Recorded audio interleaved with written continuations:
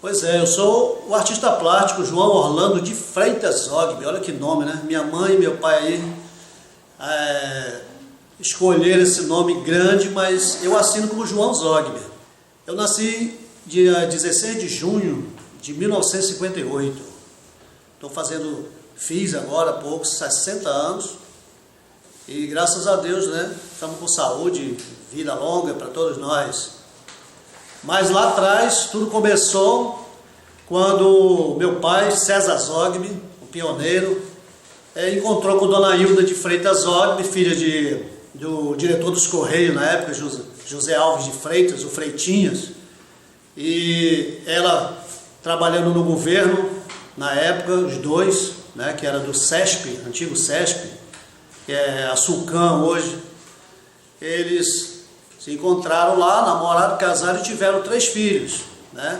Esses 3 filhos, eu sou o caçula, tenho o meu irmão Carlos Manuel, que já é falecido, o César de Freitas Zogby, o meu irmão do meio, e eu sou o caçula.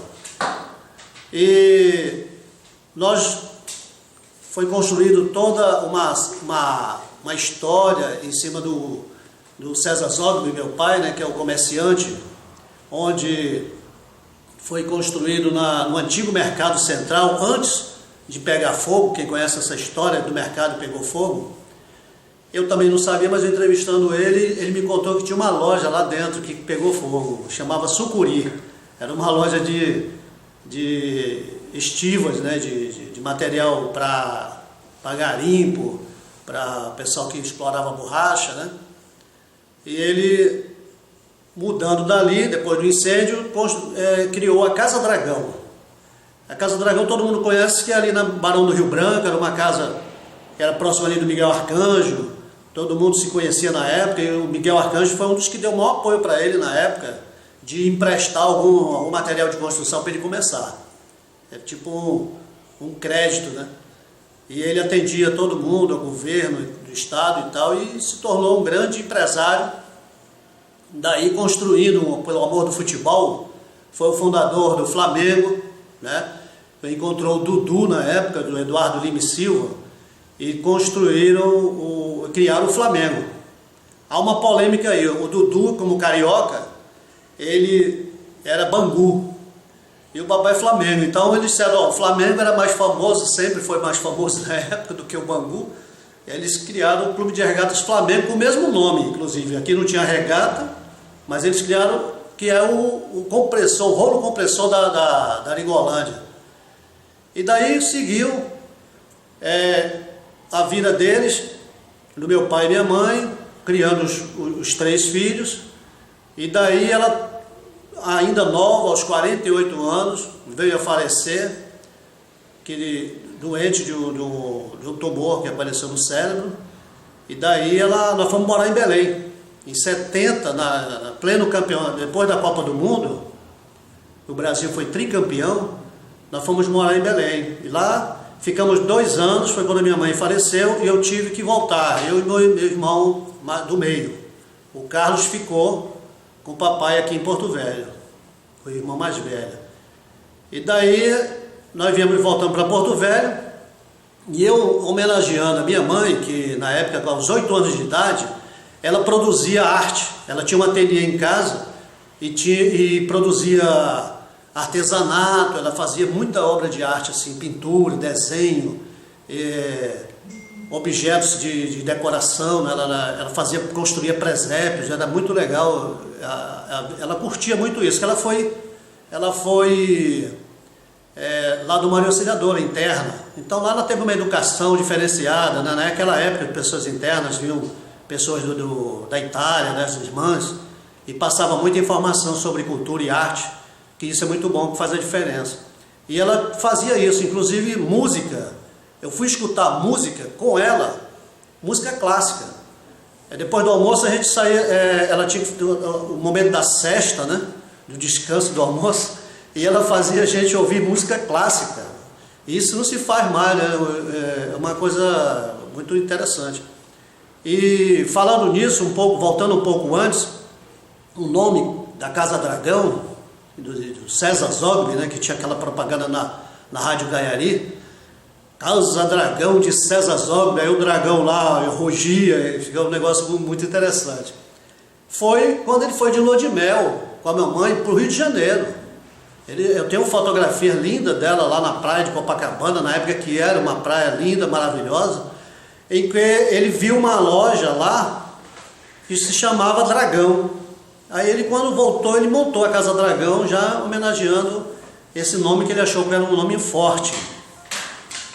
E continuando no ateliê da Dona Hilda, a minha mãe, foi lá que despertou esse João Zogby que é hoje conhecido como artista. Lá que eu fiz meus primeiros desenhos, que eu ajudava no ateliê, desenhando para ela algumas coisas, né? Animais, frutas e tal, para ela bordar e esculpir frutas em esponja para poder a gente fazer os arranjos de geladeira, arranjo de liquidificador, arranjo de mesa. Era muito legal naquela época, eu vivia num mundo mágico. E isso naturalmente despertou em mim o artista, como essa obra que vocês estão vendo aqui atrás, que é o Estivador, que faz parte do Museu de Rondônia, né? A Pinacoteca do Estado de Rondônia. É uma homenagem que eu faço aos negros que vieram para cá para construir a estrada de ferro Madeira Mamoré, e muitos trabalhavam lá na estiva, né? Tirando o material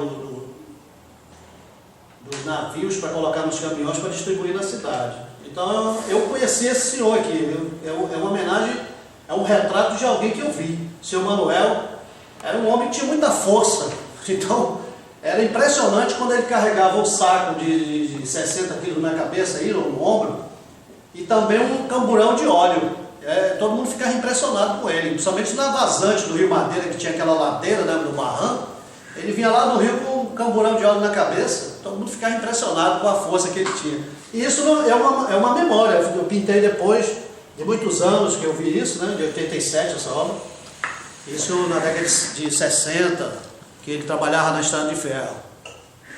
E eu tenho muitas obras, como por exemplo na Casa de Cultura Ivan Marrocos, umas esculturas que eu faço também uma homenagem ao Barbadiano, que veio trabalhar na Estrada de Ferro Madeira Mamoré, que a gente chama de caçaco, que são os homens que faziam a linha de frente para cavar, para colocar os dormentes, para pregar os trilhos, né?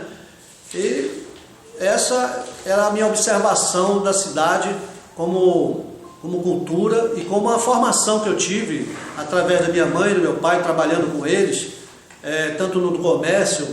Depois nós montamos, muitos anos depois, décadas depois, nós montamos o supermercado Frangueiro, que é onde meu pai montou uma granja e colocou o nome do supermercado Frangueiro. Diz ele que era homenagem ao Gainete. Quem conhece o Gainete, que era o goleiro do Flamengo, que de vez em quando dava umas furadas. Aí ele fez essa homenagem ao Gainete e nós colocamos lá o supermercado Frangueiro. E o Frangueiro era realmente minha primeira experiência como administração, né, de gerente. Lá eu era tudo, eu arrumava, era gerente, preparava os frangos, assava, vendia. Então foi uma experiência maravilhosa que eu tive junto com meu pai César. E aquela questão do aprendizado no dia a dia, isso ninguém tira, porque foi uma honra tê-lo conhecido e ele ter me ensinado tantas coisas, né? Como além do frangueiro, nós tínhamos o 12, era o famoso banho do 12, que a gente ia para lá no final de semana para brincar, para distrair. Ele era uma pessoa muito alegre, gostava de muita farra, né? Os amigos Cláudio Carvalho, os amigos lá de longas datas, né? Das farras no 12. E hoje é o tênis clube, né? Quem vai no tênis clube, que vê aquele bosque de jambeiros, pode lembrar do César Zogby, que foi ele que plantou, viu?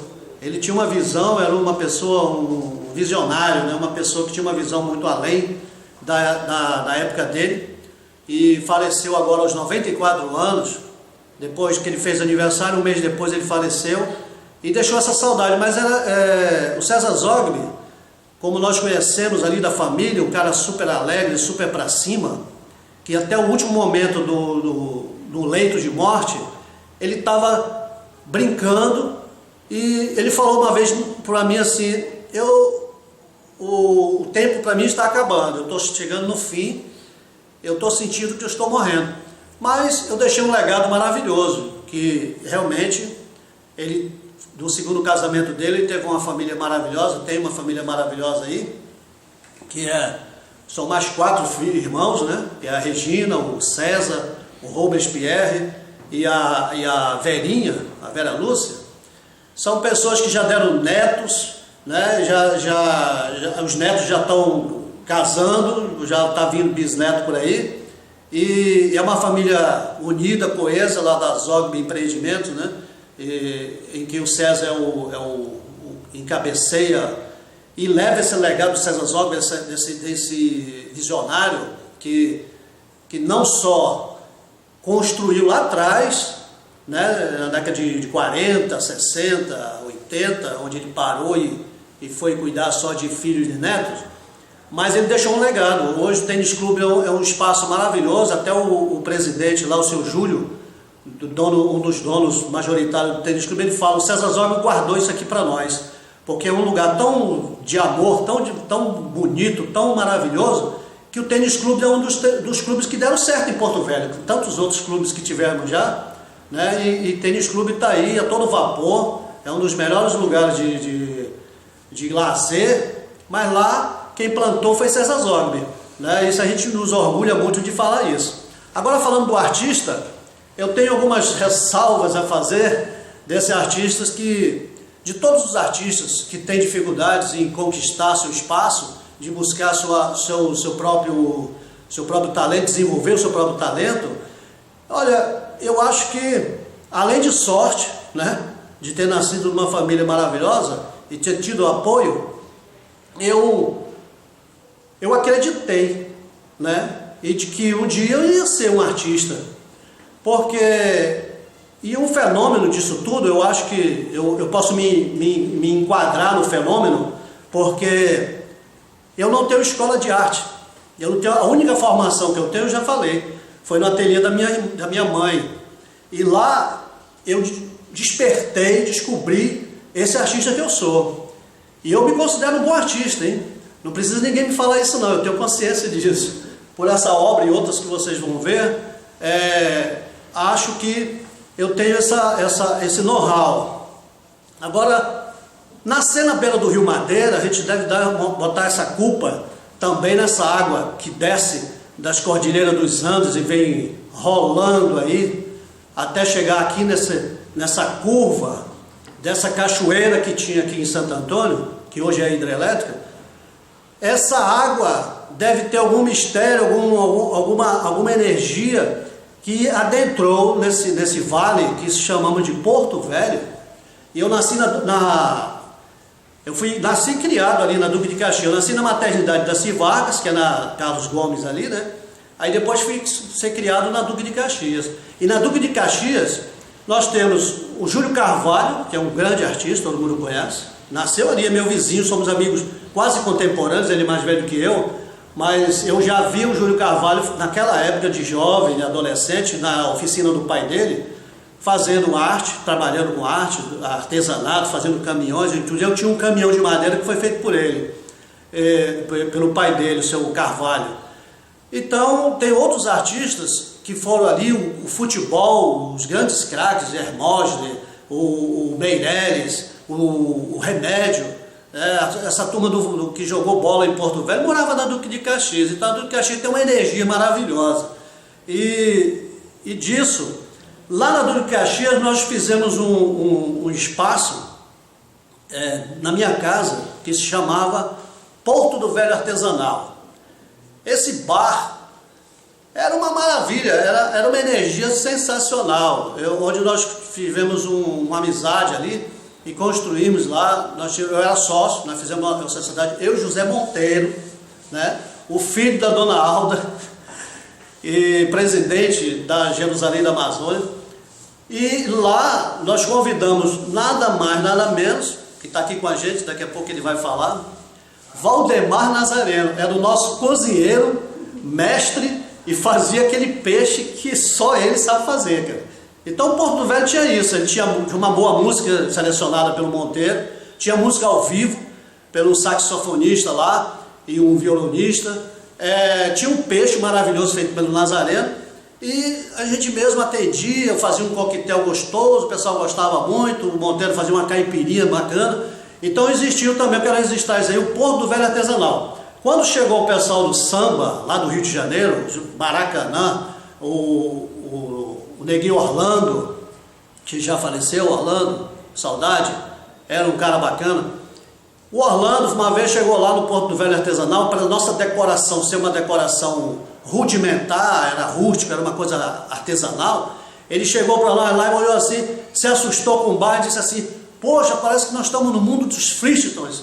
Os Flintstones eram aqueles caras das cavernas, né? Então isso marcou, né? Uma coisa super bacana, que é o Porto do Velho artesanal. E lá dentro do Porto do Velho artesanal foi criado a Jerusalém da Amazônia.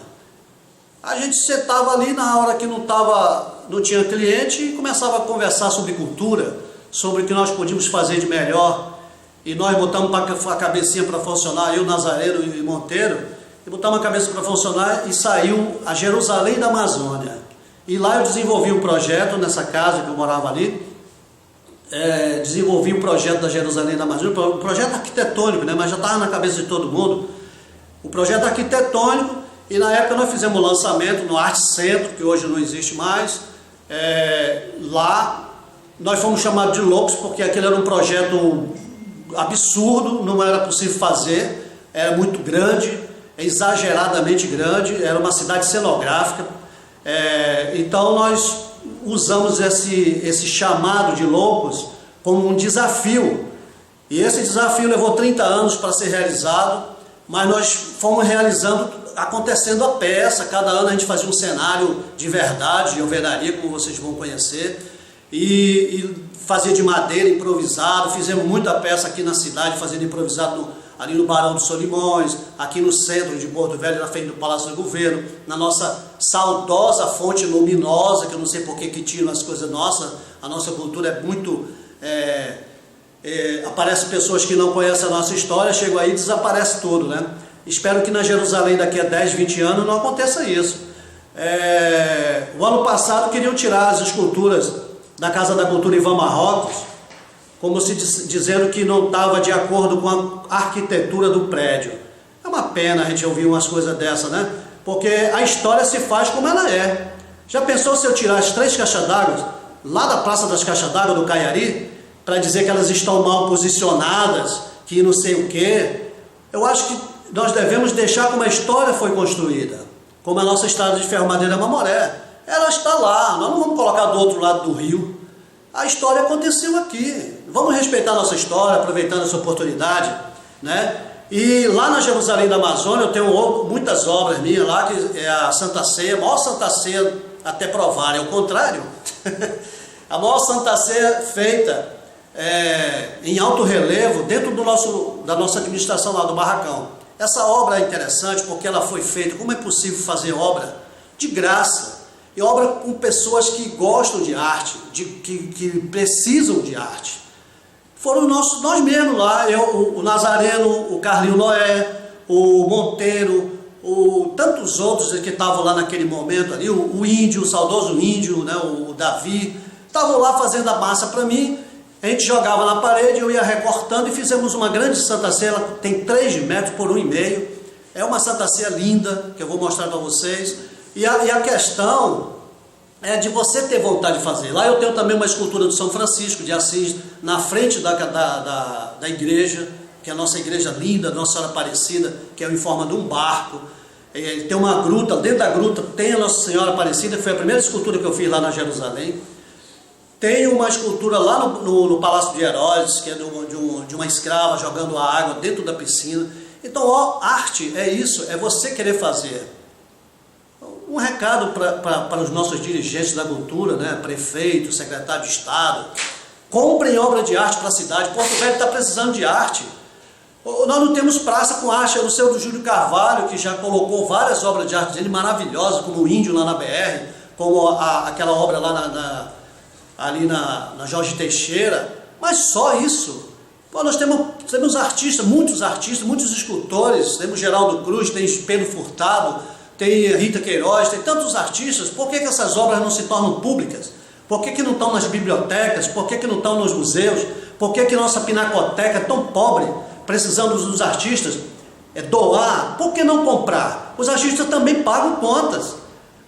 Quando eu, por exemplo, que eu sou artista, graças a Deus, eu vivo da minha arte, né? Eu sobrevivo da minha arte, mas com duras penas. Não sou milionário, não fiquei rico, não, entendeu? Mas eu tenho um nome a zelar, eu tenho uma personalidade, uma estrutura familiar que precisa da minha arte, precisa da minha estrutura. Agora o Estado não compra, não existe edital para comprar arte. Por quê? Onde nós vamos chegar? Uma cidade pobre de arte. Quem chega de fora, como de Minas Gerais, do Rio de Janeiro, de São Paulo, que estão acostumados com isso, chega aqui e acha uma pobreza. Mas não é por falta de artista, não. É por falta de gente que não quer comprar arte, que não quer colocar as artes como edital. Toda obra pública, como praça, biblioteca, museu, cinema, galerias de arte, tem que ter obra de arte, que isso faz com que o povo conheça a cultura local, onde as pessoas podem doar muito mais, os artistas podem produzir muito mais. E o artista não quer dinheiro, não, ele não quer muito, não. Quando você compra uma obra de um artista, apenas um quadro, ele pinta 5, porque ele acha que ele está ficando bom. Ele está vendendo, ele está se tornando um grande artista. Agora, quando não compra, ele fica frustrado, ele para de produzir. E um artista, quando para de produzir, a cidade fica mais pobre culturalmente. Faltando um pouquinho, na época que nós construímos Jerusalém, foi a década mais bonita que nós tivemos. Foi a década de 80. Por quê? Porque lá a gente levava as exposições de arte e artesanato para todo o Brasil. Tinha exposição em São Paulo, na Feira de Cultura, tinha em Brasília, na Feira dos Estados, tinha no Rio de Janeiro, na ECO, nas exposições internacionais. O artista era mais valorizado na década de 80, porque nós estamos falando de Teixeirão, cara. Nós estamos falando de um cara que deixou uma marca, não só transformando Rondônia em estado, ele deixou uma marca para todos nós, artistas. Reformou a Estrada de Ferro Madeira Mamoré, fez o próprio Museu dos Governadores, que está no nome dele. Ele construiu, nos ajudou a construir Jerusalém da Amazônia, era um cara que acreditou na gente. Ele trouxe um Chiquilito, que todo mundo conhece, um prefeito que inaugurou Jerusalém da Amazônia, cara. E tantos prefeitos que passaram aí não foram nem lá, não sabem nem onde é. Eu estou pasmo que tem prefeito que diz que nunca tiveram lá. Secretário de Estado que visitaram uma vez a Jerusalém e disseram que nunca tinham ouvido falar. Então não são pessoas que não estão na cultura, que não estão com a energia na cultura. Precisamos mudar esse quadro. O artista precisa ser uma outra coisa e ser valorizado. E nessa época eu tive a honra também de ser chamado pelo Departamento de Assuntos Culturais, no DASC, que eu não esqueço mais, que marcou na minha vida, ser uma das pessoas criadoras do Flor do Maracujá. Eu não criei, tem muita gente que fala que eu criei também, eu não criei nada. Já estava criado Monteiro, Nazaré, Hilda, e tantos outros lá na época, professor Ieda, era o diretor na época, era o padre Vitor Hugo, e o secretário, né, como se fosse um secretário. Então nós tivemos a honra de ser chamado para fazer o primeiro. Eu trabalho também com publicidade, trabalhava, né, porque agora o mercado está tão escasso aí, não tem nem agência de publicidade em Porto Velho que possam valorizar os artistas. Eu fui chamado para fazer o primeiro cartaz do Flor do Maracujá e o layout do acontecimento da festa, né? O croquis, né? da festa. E o cartaz, enfim, por mais de 10 anos esse cartaz já era uma tradição, as pessoas falar do Flor do Maracujá e o cartaz do Zogby. E foi feito ali do lado do Cláudio Coutinho, depois foi lá para onde é hoje o Palácio das Artes, né? E muitos anos, o Flor do Maracujá está com 30 e poucos anos, o Flor do Maracujá, e a gente vê que esse Flor do Maracujá ele foi criado para resgatar a cultura que estava esquecida. O boi-bumbá e as quadrilhas, tanto que o nome Flor do Maracujá é de uma primeira quadrilha lá no Triângulo, uma pesquisa do Zé Monteiro e da Hilda, e do Flávio Carneiro, né, do nosso saudoso Flávio Carneiro, que morreu brigando por essa cultura que as pessoas não querem ver. Então eu fui um cara que tive o privilégio de estar no meio dessa galera aí, de estar junto com esses grandes criadores, né? Trouxe o Geraldo Cruz. Na época o Geraldo Cruz trabalhava na administração, na Secretaria de Administração, não, Secretaria de Obras. E eu falei para a professora Ieda, eu digo, professora, tem um artista aí que está lá perdido ali pela Secretaria de Obras, traga ele para cá. E foi uma aquisição feita na época pelo Geraldo Cruz, né, feita pela Secretaria, trazer o Geraldo Cruz, que foi um dos caras que começou também a se envolver com o Flor do Maracujá, com outros projetos. O SART, por exemplo, o Salão de Arte de Rondônia, que quase acaba, passou 9 anos sem ser feito, voltou esse ano de 2018. Então, uma das coisas também foi criada na época, que eu participei da construção do projeto, de dar pitaco lá no projeto, foi a Casa de Cultura Ivan Marrocos. Eu tenho orgulho de dizer que ao lado do arquiteto Heitor, que era da Secretaria de Obras, e na época meu cunhado era o Alex Casara, era dono de uma construtora na época, no governo Piana já. A professora Hélia Piana foi chamada para ser jurada do SART. Ela ficou tão sensibilizada, porque é uma pessoa culta, tão sensibilizada pela participação de artistas, da quantidade de obras, que antigamente a gente alugava um espaço para poder realizar o salão. Ela teve a sensibilidade de construir a Casa de Cultura Ivan Marrocos. Infelizmente, as má administrações públicas faz com que a Casa da Cultura não siga o seu ciclo natural, que é a Casa dos Artistas. Lá não é uma vitrine, nem casa, a sala de governo, não. Aquilo ali é a casa do artista, foi criado para o artista. Não só atender o SART, mas com todas as exposições que já aconteceram lá.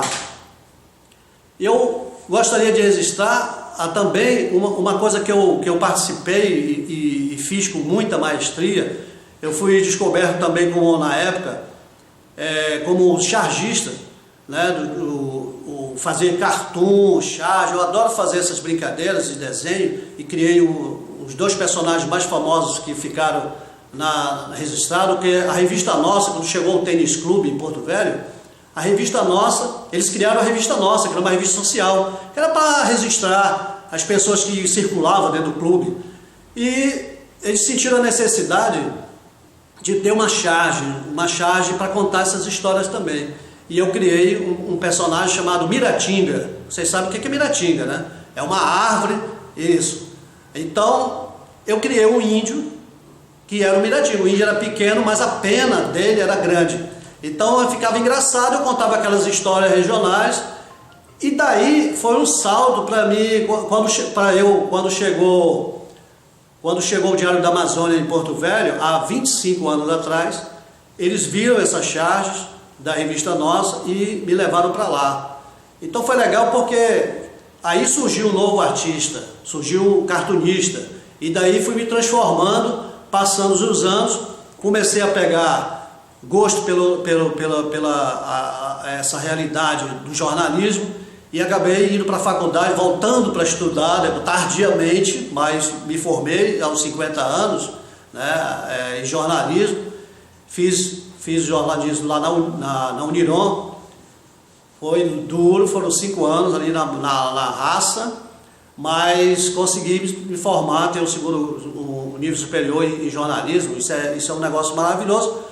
E, naturalmente, se passaram 25 anos lá e não foi possível mais continuar, porque o jornal entrou em crises e foi afastado um monte de artistas, inclusive eu.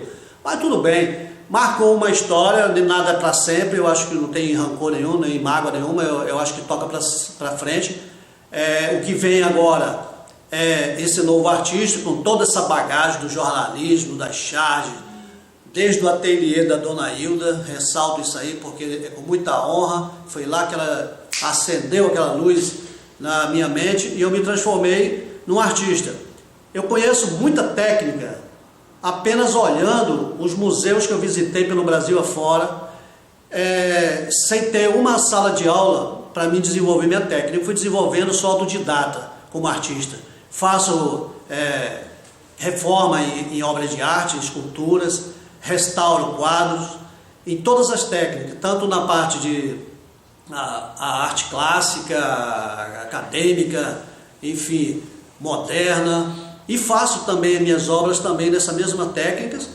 E eu acho que isso é um fenômeno, né? Você fazer um negócio assim sem ter uma escola, alguém para te orientar, é uma coisa de Deus. Por isso que eu tenho esse testemunho de que Deus existe, a minha fé é muito grande, e Ele me colocou aqui no mundo para me colaborar também. Eu acredito que eu já colaborei bastante, espero colaborar muito mais, desde que as pessoas deixem também, né? Porque tem muita coisa que a gente tem ideia maravilhosa, quer que a coisa aconteça, mas tem pessoas que, por inveja, por não entender, não ter o alcance intelectual, acaba atrapalhando. Eu espero que esse vídeo, inclusive, que a pessoa estiver assistindo, sirva também para abrir os horizontes, a mente, para que as pessoas sintam que é necessário arte. O povo, ele só é medido pela sua cultura, e cultura está envolvido a arte, a música, a poesia. E falar em poesia, eu também tenho um pé na poesia, viu? Eu já publiquei alguns ensaios aí. Agradeço e quero lembrar com muita honra e saudade do José Ailton Bahia, amigo do Selmo Vasconcelos. Essa turma me ensinou também a pensar. Isso aí na época que tínhamos saraus, né? Os saraus feitos na casa da Eunice, na casa do próprio Bahia. Existia um mundo saudável, onde se falava de cultura, inclusive na Casa de Cultura já teve muito sarau. Eu quero prestar uma homenagem a uma grande coisa que está acontecendo na Casa da Cultura, que isso quer dizer, não deixamos de fazer cultura. É o café da manhã, que acontece na calçada da Casa da Cultura. Que esse café já até foi expulso da Casa da Cultura, pelo Ministério Público. Uma coisa absurda. Fazer arte é onde o povo está, é a expressão do povo, é a forma que o povo faz arte. Não é a implantado de cima para baixo, não. Ela tem que vir de dentro, cara. E aquela galera do Caiari sabe fazer, ó. Quem conhece o bairro Caiari, que é a nata da cultura, ali já saiu samba, carnaval, arraial. Agora o café da manhã não pode existir na Casa da Cultura. Que isso, gente? Olha, fazer cultura em Porto Velho é difícil. Se eu fosse falar de tudo isso, eu levaria uns 10 vídeos desses. A professora Nazaré já está me dizendo para me parar um pouco. Aí, eu quero só registrar uma coisa. Eu estou escrevendo um livro, que eu não vou dizer o nome, porque as pessoas gostam de roubar o título, mas eu estou escrevendo sobre tudo isso que eu falei para vocês agora, da minha história e da minha visão como artista, e como eu aprendi arte sozinho, e como eu me tornei esse artista apenas observando o mundo. Eu estou passando isso por um livro, se virar best-seller, até a 10ª geração, né, vai ficar usufruindo dessa obra. Eu quero agradecer, para que esse artista fosse um cara centradíssimo, agradecer a dona Edna Maria de Freitas Ogni, minha esposa, que colocou esse artista no trilho, senão ia ser uma loucura. E os meus filhos lindos que me inspiram, que é a Kendra, que é a minha filha mais velha, que hoje é médica, e me deu uma linda neta chamada Lorena, que já está pintando, olha lá, está surgindo uma artista aí, mas minha filha disse que ela vai ser médica também. Eu acho que ela tem razão. E o meu filho, que é um artista da internet, né? O cara que viaja muito naquela internet dele ali. Eu falo às vezes ele parar, mas hoje em dia a gente sabe que o mundo é através da internet, que é o Wesley Orlando. Coloquei Orlando só de propósito, meu nome é João Orlando. E eu quero agradecer a família maravilhosa que eu tive e que tenho. A família dela, Dona Hilda, que está fazendo 100 anos o ano que vem, fez 99 anos. A Dona Hilda é um aprendizado. Ela que falou para mim assim, uma frase que eu nunca mais esqueci. O senhor vai casar? Não, então vai embora, porque aqui não tem esse negócio de esquentar banco, não. Aí eu casei no outro ano, viu? Por isso que eu casei cedo, 19 anos. Pois é, gente. Espero que vocês tenham gostado desse vídeo e da minha história. Tem muita coisa para contar, mas leia o livro. Vai estar lá. Obrigado.